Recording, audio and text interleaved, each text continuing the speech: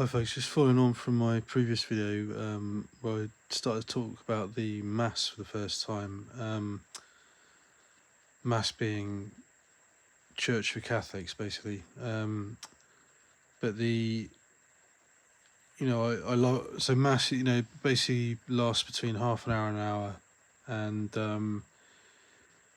And so if you go on a weekday morning or a weekday evening, it will probably be a half hour visit, and they'll kind of go through what's called the liturgy of the word and the liturgy of the Eucharist in pretty quick fashion, and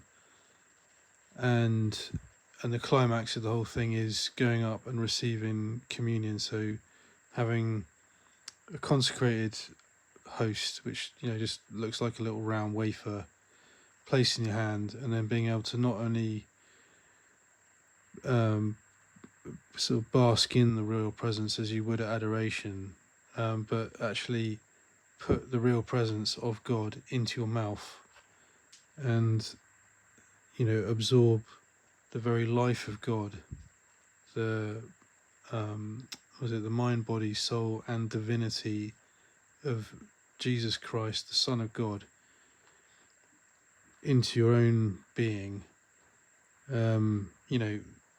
That's if my local church offered that twice a day, I would be at every single one. It's just, of course it's life-changing. How could something like that not be life-changing? And what I noticed is that in the years, the sort of blind years that I wasted trying to tough it out on my own, basically thanks to my own pride and vanity, and basically living like a sort of balloon that had basically a gradually deflating balloon, and just feeling like I was about to drop dead by the end of it. Now what I've realised is that every time I go to Mass or adoration, but especially Mass, it's like that balloon's being pumped back up again, and this time with the very life of God. So today, for example, today started off appallingly, with arguments with my kids and my wife and all kinds of stuff.